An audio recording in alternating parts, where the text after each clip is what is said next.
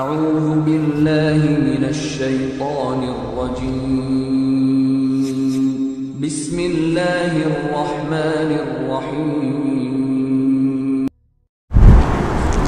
সুনানে আবু দাউদের হাদিস হাজ্জাজ ইবনে হাসান আত-তাবিঈ রাহিমাহুল্লাহ তিনি বলেন, আমার বোনের সাথে একবার আমি আনাস ইবনে মালিক রাদিয়াল্লাহু তাআলা আনহুর বাড়িতে গেলাম। আনাস ইবনে মালিক নবী সাল্লাল্লাহু আলাইহি ওয়াসাল্লামের খাদেম, 10 বছরের খাদেম, বিশিষ্ট সাহাবী। আনাস ইবনে মালিকের বাড়িতে গেলাম, তখন আমি ছোট ছিলাম। আমার মাথার চুল কাটা হয়েছে। চুল কাটার পরে মাথার মাঝখান দিয়ে কিছু কিছু জায়গায় কিছু চুল রেখে দেওয়া হয়েছে। এরকম দেখবেন হিন্দুদের এরকম আছে যে চুল কাটে পুরো মাথা মুন্ডন করে ফেলছে, এক জায়গাতে কিছু চুল রয়ে গেছে। তো তিনি বলতেছেন যে আমারও এরকম চুল কাটছে, কিন্তু মাঝখান দিয়ে কিছু কিছু চুল রয়ে গেছে। আনাস ইবনে মালিক রাদিয়াল্লাহু তাআলা আনহু দেখলেন, দেখে বললেন, এই বাচ্চাটার চুল এরকম করে কাটছে কেন? ওনার বোনকে জিজ্ঞাসা করলেন। তখন বললেন, তিনি কিছু বললেন না, বললেন যে এখনই তাড়াতাড়ি গিয়ে তার মাথার সবগুলো চুল কেটে ফেলো, সমান করে ফেলো, কারণ অমুসলিমদের অনুকরণে চুল কাটা মুসলিমদের জন্য হারাম। এরপর ওমর সাথে সাথে আনাস ইবনে মালিক ওই হাদিসটি বললেন, মান তাশাব্বাহা বিকাউমিন ফাহুয়া মিনহুম। এই চুল কাটার ক্ষেত্রেও যদি মুশরিকদের অনুসরণ করো, তুমি মুশরিকদের সাদৃশ্য হয়ে যাবে। কিয়ামতের ময়দানে তোমার হাসর হবে মুশরিকদের সাথে।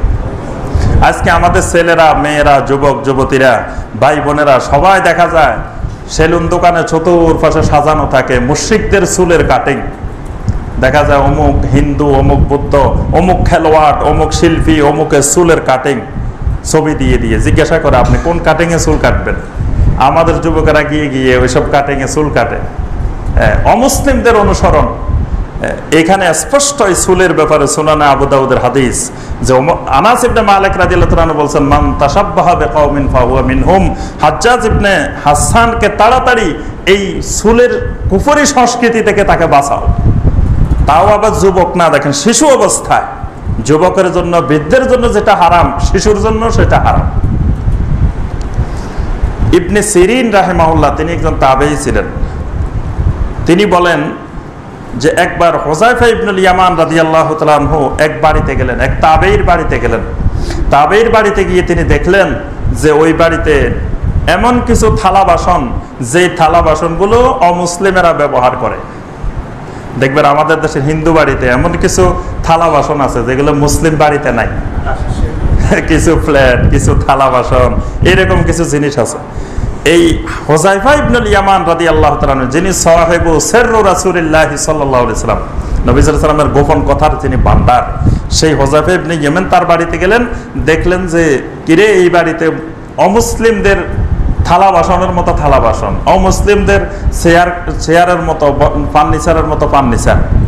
তখন হুযায়ফা ইবনুল ইয়ামান রাদিয়াল্লাহু তাআলা আনহু বললেন যে যেই বাড়িতে অমুসলিমদের অনুকরণে ফার্নিচার বানানো হয়, অমুসলিমদের অনুকরণে থালা বাসন কিনা হয়, ওই বাড়িতে আল্লাহ রসুলের কোনো সাহাবী বসা অনুমোদন নাই। আমি তোমার বাড়িতে বসতে পারলাম না, চলে গেলাম।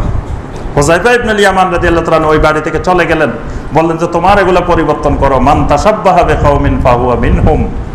দেখেন সাধারণ ফার্নিচার, থালা বাসন, এখানেও ইসলাম অমুসলিমের অনুকরণকে কঠোরভাবে হারাম করেছে।